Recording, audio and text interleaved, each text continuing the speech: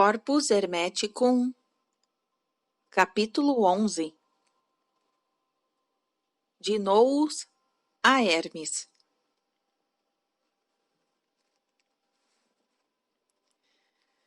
Retenha bem meu discurso, Hermes Trimegistus, e mantenha na memória o que te digo. Quanto a mim, não hesitarei a declarar o que me vai no espírito. Falou-se bem e muito relativamente ao todo, a Deus, e estes assuntos são contraditórios, tanto que não consegui, no que me concerne, aprender a verdade. Esclareça-me sobre o assunto, Senhor. Pois é a ti, e a ti somente, que me será possível crer, se desejas desvelar-me a questão. Escuta então o que concerne a Deus e ao todo. Deus, a eternidade, o mundo, o tempo, o futuro. Deus fez a eternidade fez o mundo fez o tempo fez o futuro. De Deus, a essência, por assim dizer, é o bem, o belo e a beatitude, a sabedoria. Da eternidade é a identidade. Do mundo é a boa ordem. Do tempo é a mudança. Do futuro é a vida e a morte.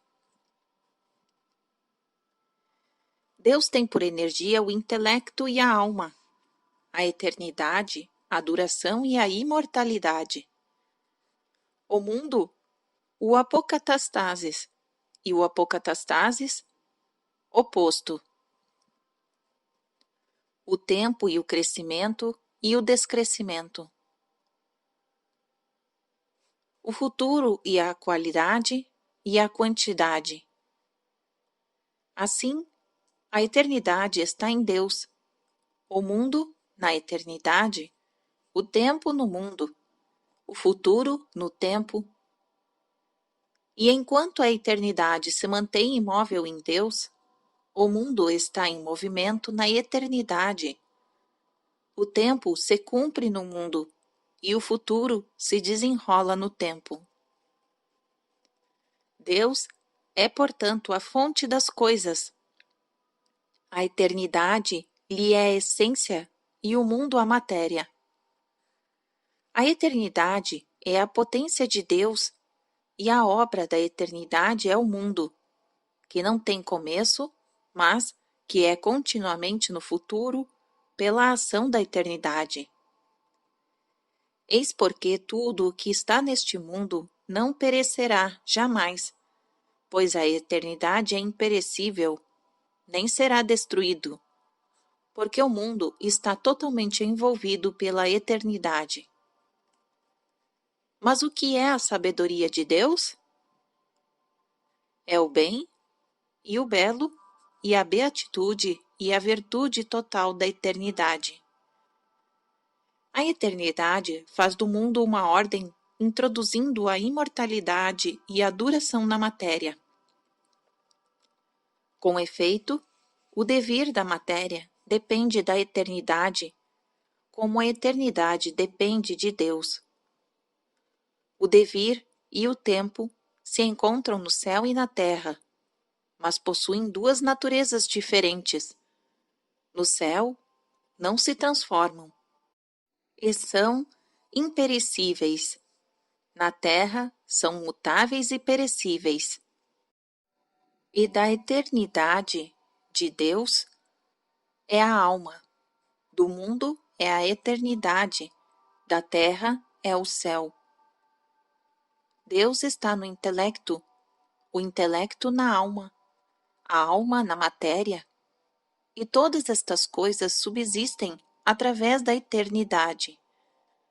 Todo este grande corpo no qual se acham contidos os corpos, uma alma plena de intelecto e de Deus, o completa no interior e o envolve no exterior, vivificando o todo no exterior desse vasto e perfeito vivente que é o mundo, no interior de todos os viventes, e no alto, no céu, dura sem mudar, idêntica a si mesma, embora embaixo na terra produza as variações do devir. É a eternidade que mantém coeso todo este mundo por meio da necessidade, ou da providência, ou da natureza, ou de seja lá o que for que possa pensar hoje ou depois. E tudo que produz pela sua atividade é Deus e a energia de Deus, força insuperável, e à qual não se podem comparar as coisas humanas ou divinas. Por esta razão, ó Hermes, nunca vá pensar que alguma das coisas daqui de baixo ou de cima são semelhantes a Deus, pois te afastarás da verdade. Efetivamente, nada há de semelhante ou dissemelhante, só e único. E não pense também que ele, da parte de sua potência, seja lá a quem for. Existe, depois dele, algum outro criador da vida, da imortalidade, da transformação? E ele, que poderá fazer além de criar? Pois Deus não é inativo. De outra forma, o universo também seria inativo, pois tudo é pleno de Deus. Mas, de fato, não se verifica a inatividade em parte alguma, nem no mundo, nem em qualquer outro ser que seja. A inatividade é uma palavra vazia, relativamente àquele que a criou e àquele a que vem a ser. Ora, é necessário que tudo venha a ser, e sempre segundo a influência própria a cada lugar. Pois aquele que cria está em todos os seres. Não permanece fixado em um deles, e não criou um apenas, mas todos. Pois sendo uma força sempre atuante, não tira sua suficiência dos seres criados, mas são os seres criados que lhes são submissos. Contempla por mim o mundo que se oferece à tua visão, e considera atentamente sua bondade. Esse corpo sem mácula, que nada ultrapassa em antiguidade, eternamente na força da idade e jovem, e sempre mais florescente. Vê também a hierarquia dos 7 céus formados em boa ordem, segundo uma disposição eterna, preenchendo cada um por um curso diferente à eternidade. Vê todas as coisas repletas de luz, sem que haja fogo em parte alguma, pois a amizade e combinação dos contrários e dos dissemelhantes tornou-se luz repleta embaixo pela energia do Deus que é gerador de todo o bem, chefe e condutor de toda a boa ordem dos 7 céus. Veja a lua que corre à frente de todos estes céus, instrumentos da vida física, transformando a matéria daqui de baixo. Veja a terra estabelecida no meio do todo, bem estabelecida como fundamento deste mundo tão belo, nutriz dos seres terrestres. Considera ainda quão grande é a multiplicidade dos viventes imortais, imensa aquela dos mortais, e veja, mediatriz entre mortais e imortais, a lua que prossegue sua ronda. Tudo está cheio de alma, todos os seres estão em movimento, uns no céu, outros na terra, e nem os que devem estar à esquerda seguem à direita, e nem aqueles que devem estar à direita seguem à esquerda. Nem os que devem estar no alto estão embaixo, nem os que devem estar embaixo estão no alto. Que todos estes seres foram produzidos, caríssimo Hermes, não precisas ouvir de minha boca. Esses são com efeitos os corpos, possuem uma alma e são movidos. Ora, todos estes corpos não podem convergir para um único ser sem alguém que os reúna. É preciso, portanto, que este alguém exista e seja absolutamente único. Pois como os movimentos são diversos e múltiplos, e como os corpos são dissemelhantes, como, portanto, a velocidade total impostas, não se mantém a unidade da ordem, e não se pode ser múltiplo sem que se resulte ciúme relativamente ao mais possante. E eu te direi, suponha que haja um segundo Criador para os viventes mutáveis e mortais.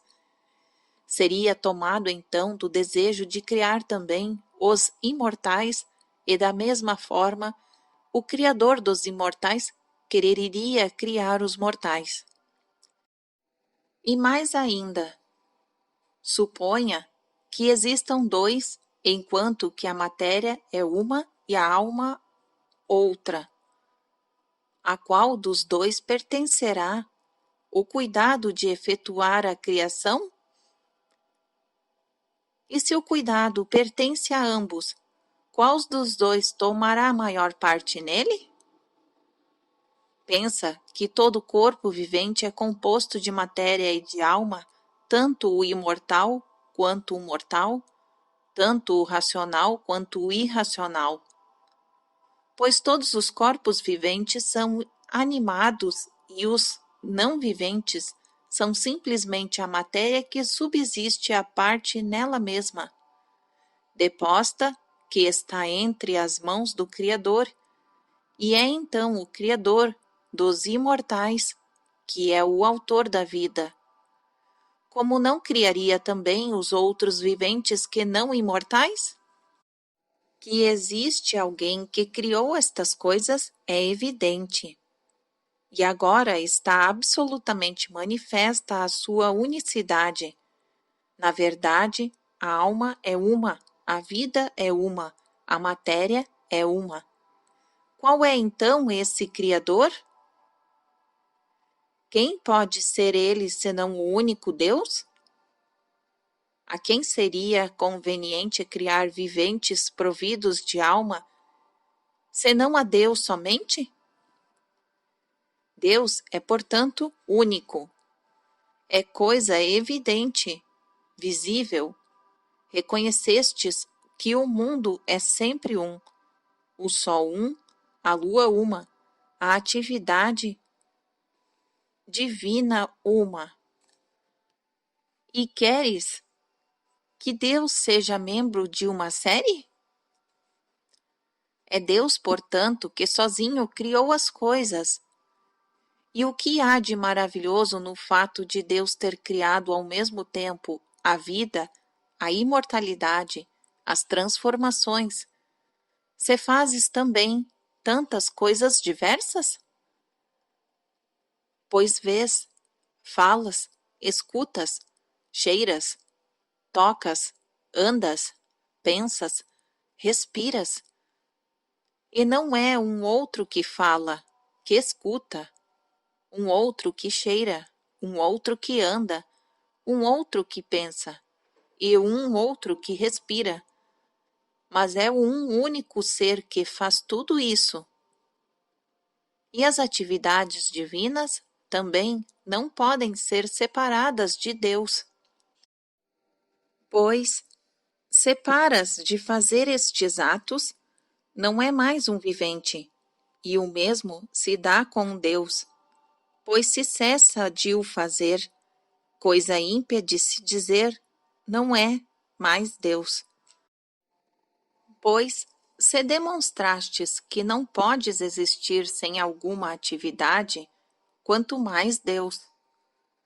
Com efeito, se existe alguma coisa que não crie Deus, coisa ímpia de se dizer é imperfeito, e se Deus não é inativo, mas contrariamente perfeito, é porque criou todas as coisas.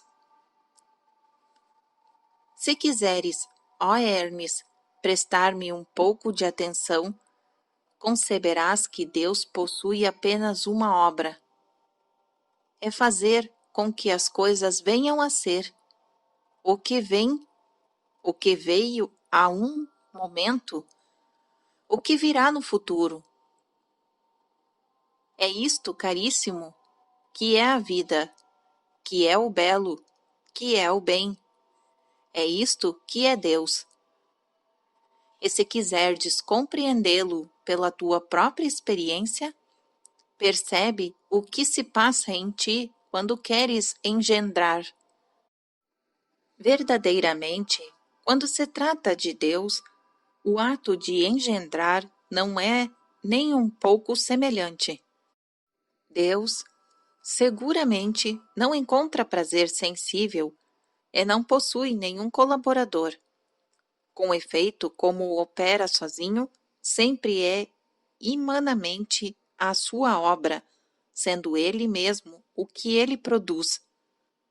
Pois se suas criaturas fossem separadas dele, dobrar-se-iam e pareceriam necessariamente não mais possuindo vida. Mas, como tudo é vivente, e como a vida também é uma, Deus é certamente único.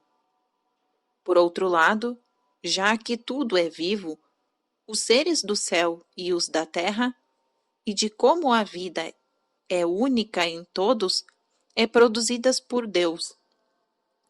É ela que é Deus. É, portanto, pela ação de Deus que todas as coisas vêm a ser, e a vida é a união do intelecto e da alma. Quanto à morte, ela não é a destruição dos elementos reunidos, mas a ruptura da união. Assim, como a eternidade é a imagem de Deus, o mundo a imagem da eternidade, o sol a imagem do mundo, o ser humano é a imagem do sol. Quanto à transformação, é chamada a morte, porque o corpo se dissolve, enquanto a vida se dissipa no invisível. Ora, os seres que se dissolvem desta maneira, meu caríssimo Hermes, e o mundo, declaro que se transformam pelo fato de que a cada dia uma parte do mundo vai para o invisível, mas não que se dissolvam. E eis o que são as paixões do mundo: rotações e desaparições. Ora, a rotação é revolução, e desaparição é a renovação. Destarte o mundo o uniforme, não que possua as formas obrigadas em si, é em si mesmo que ele se transforma. E sendo então o mundo uniforme, o que pode ser aquele que o criou? Não digamos que seja sem forma. Por outro lado, se também é uniforme, é semelhante ao mundo. Mas e se ele possui apenas uma forma? Será, sob este ponto de vista, inferior ao mundo? Que diremos que ele é para não deixar o discurso sem término? Pois nada é inconcluso na nossa concepção de Deus. Deus possui apenas uma figura. Se alguma figura é própria a Deus, que não se oferece aos olhos corporais, incorpórea, desvela todas as formas por meio do corpo. E não te espantes que possa existir uma figura incorpórea. Ela existe efetivamente com a figura da palavra. E da mesma forma, nas pinturas, vêem-se cimos de montanhas se elevando muito acima, quando, na verdade, são chatas e lisas. Examina ainda o que acabo de te dizer de um ponto de vista mais ousado, mas também mais verdadeiro. Da mesma forma que o ser humano não pode existir sem vida, Deus também não pode sem produzir o bem.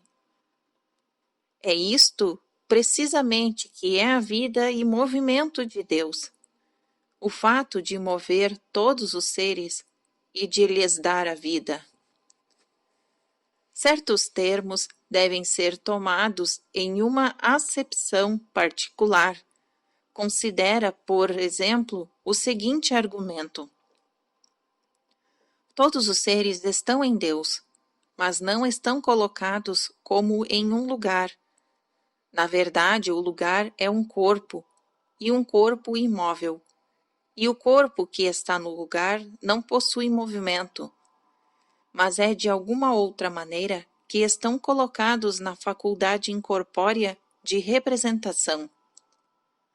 Concebe, então, que contém todos os seres e compreende que não há nada que possa circunscrever o incorpóreo, nem que seja mais rápido e possante que ele.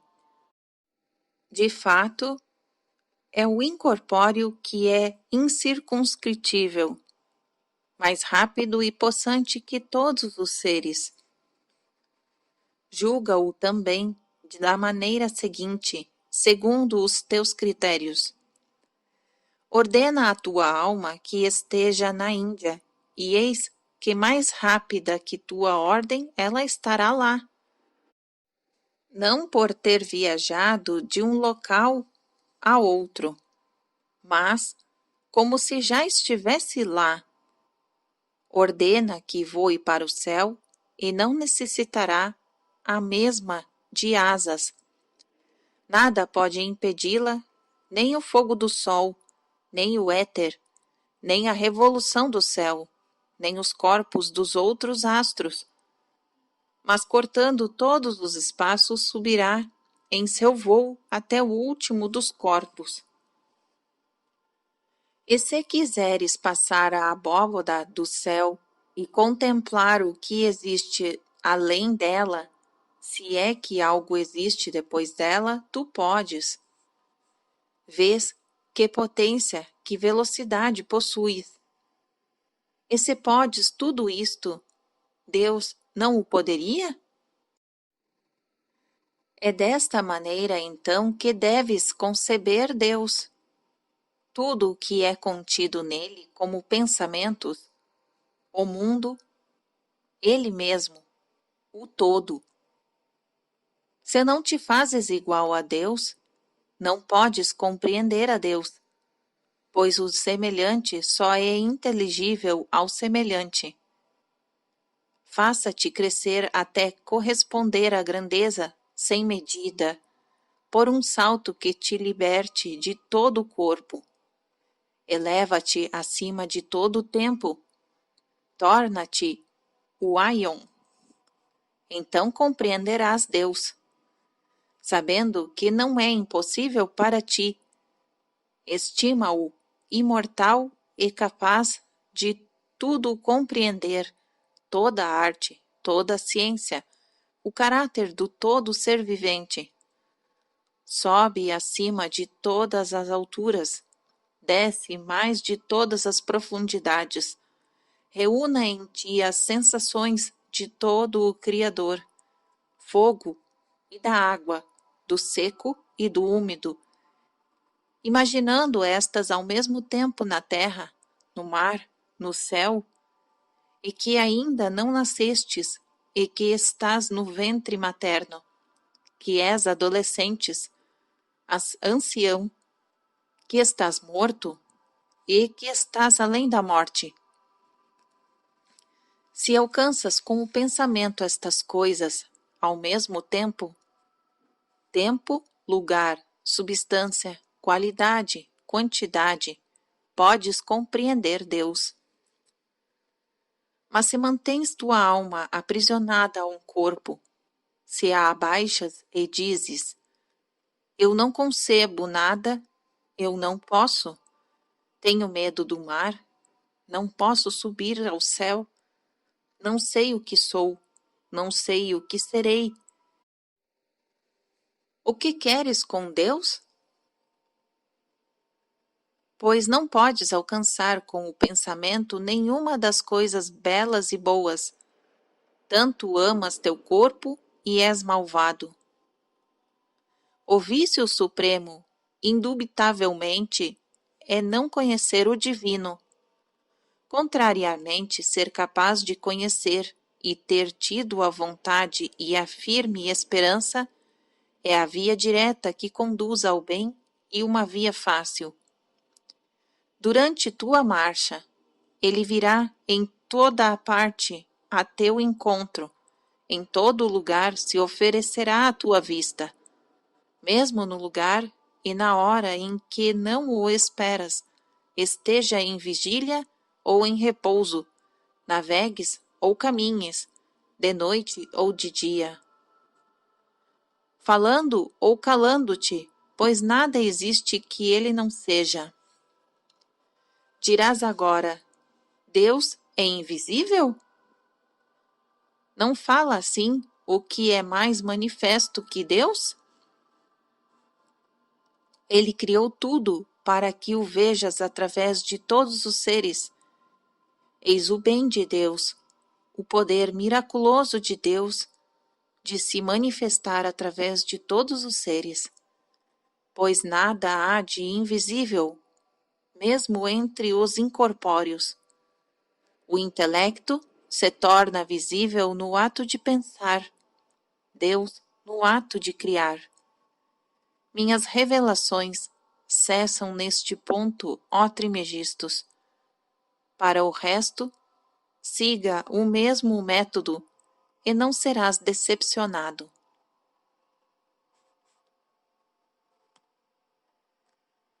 Fim do capítulo 11.